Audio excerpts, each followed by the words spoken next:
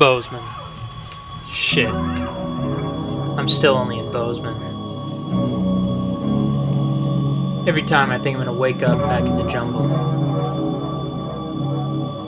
When I was home after my first video was worse. I'd wake up and there'd be nothing. Everyone gets everything he wants. I wanted a video, and for my sins, they gave me one. I was going to the worst place in the world and I didn't even know it yet. Weeks away and hundreds of miles up a river that snaked through the war like a main circuit cable. Plugged me straight into Kurtz. How much cardboard had I already killed? There were those 6 that I knew about for sure, but this time it was a steel target, and on a 2x4.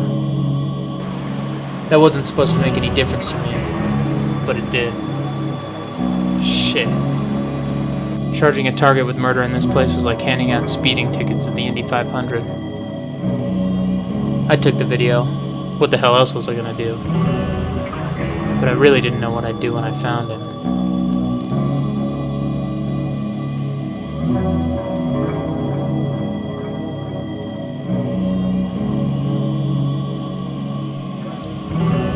Oh man, bullshit piled up so fast on YouTube you needed wings to stay above it.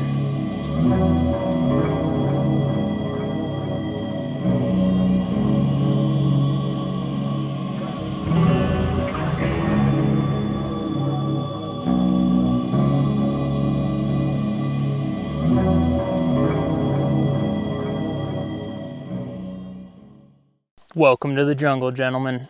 Today, I've got a very special video for you. We are taking a look at the H&R M16A1.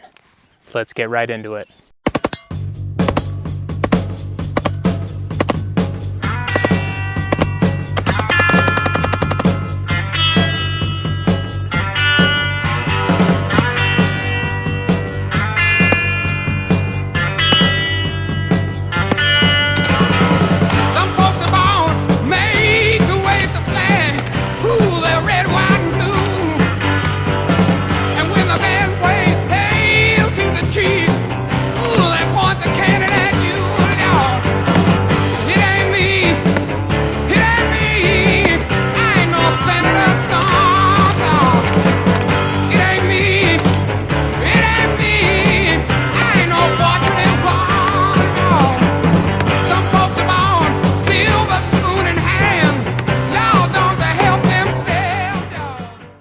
Fellas, this is a video I have been wanting to make since October of last year. My beautiful girlfriend actually bought me this rifle for my birthday. So shout out to you, Goose. Thank you for this kick-ass rifle. We'll start off with an overview of this rifle and then get into a little bit of the history of it. As far as the rifle goes, it is a 20-inch 5.56 AR-15.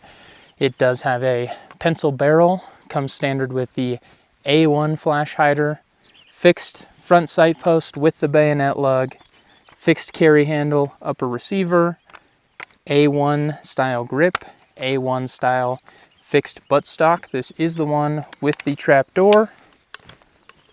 Standard mil-spec charging handle, the A1 style sights in there obviously. It has the big flanged forward assist on there. I do have the Atrius mil-spec FRS in this bad boy.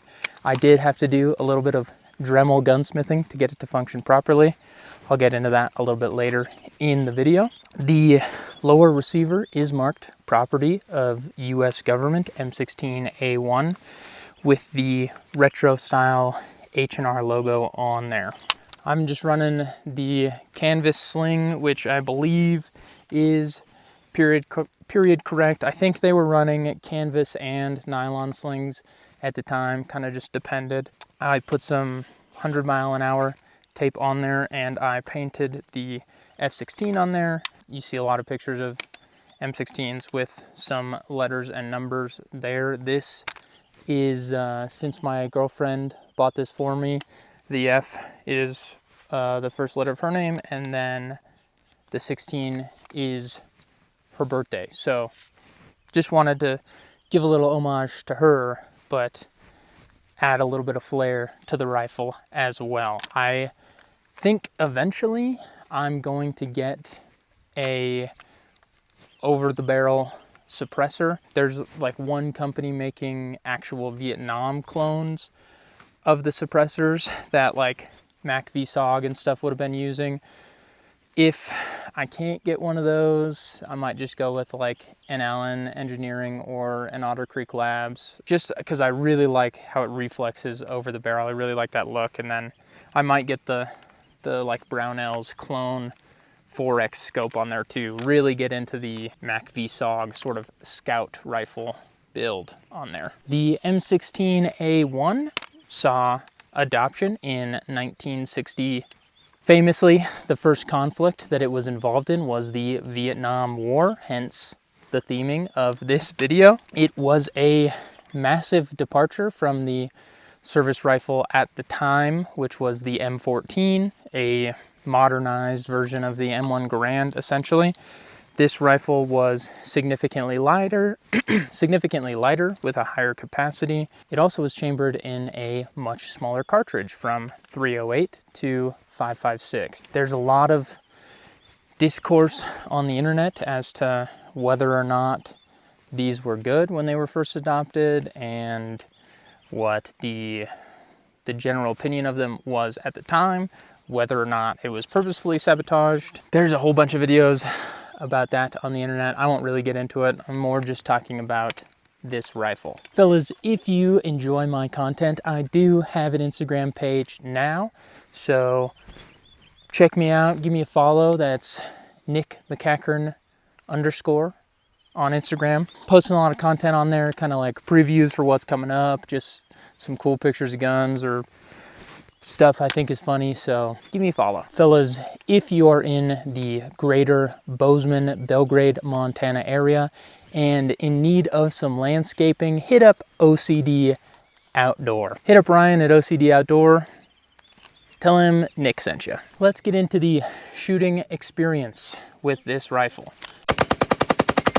This is a lightweight 20-inch 5.56 rifle, so the recoil is minimal. As far as gassing goes, it's gassed pretty normal. I mean, it does have the full rifle length gas system. It doesn't feel overgassed. I have shot it suppressed and unsuppressed, both forced reset and semi.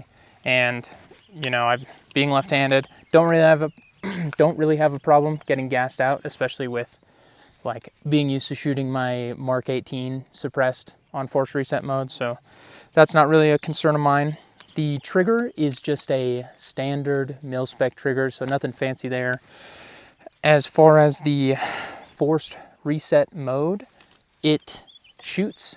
It's got a real slow rate of fire, especially compared to like the Mark 18 that I mentioned earlier. Maybe I'll throw up a side-by-side of those two shooting, but it has a slower rate of fire, but it's still like, it almost is less controllable for some reason. I mean, it could be that just I've shot that Mark 18 a whole lot, but this guy, like, it feels like it wants to rise more, which I find interesting. Really could not tell you why, but you know, it's a 20-inch AR, so it really recoils pretty soft. I have noticed with the forced reset, the fire rate speeds up.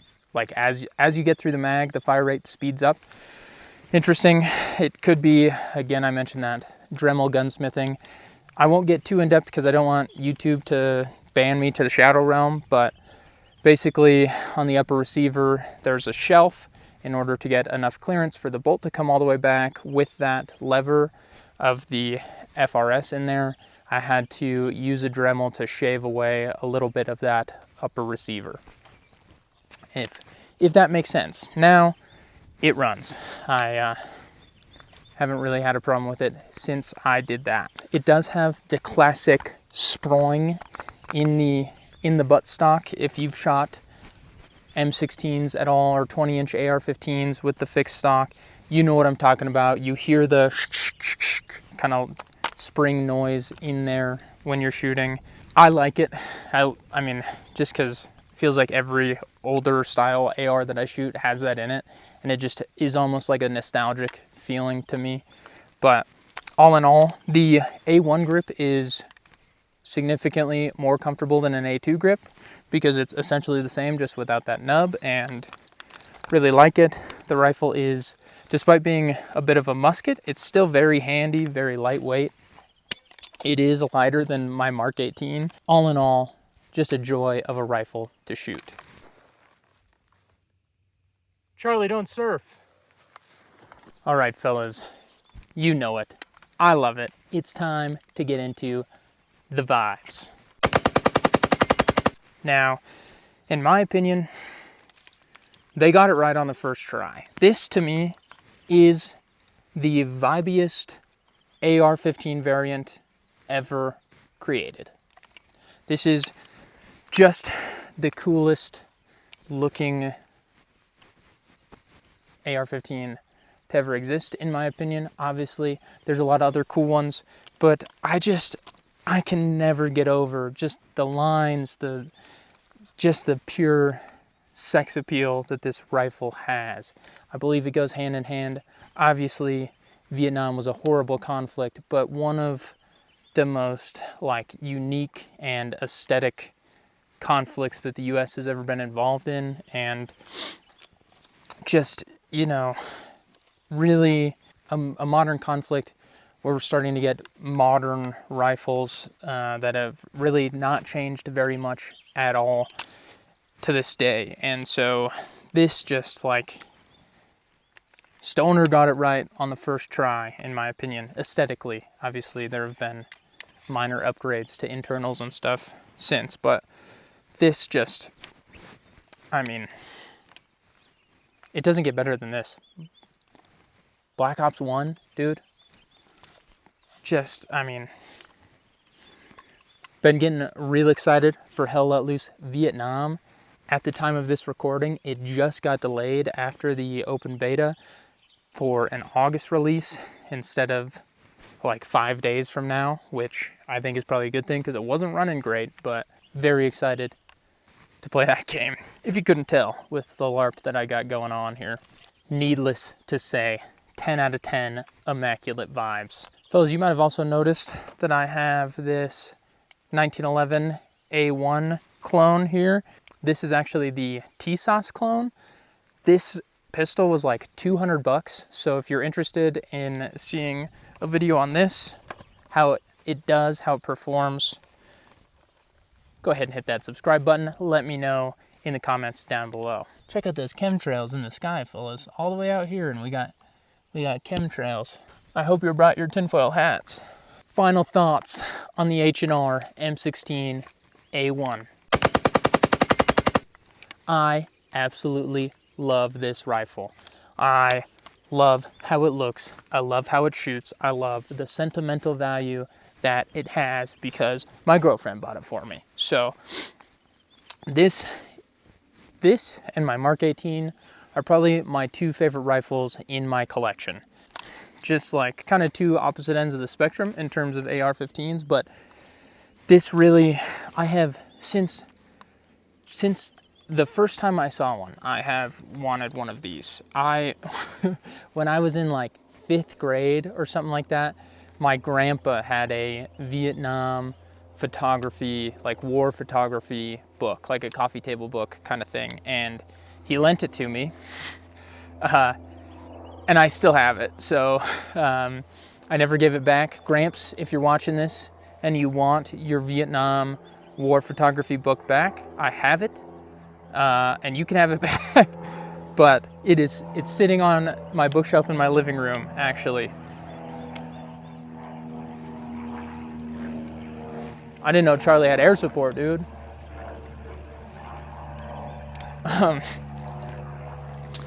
Anyway, I absolutely love this rifle. It is a little expensive for what it is, a novelty piece. This isn't a rifle necessarily that would be my shit hits the fan type rifle, although in my experience it could be. I mean, you can put an optic on this. Not my first pick.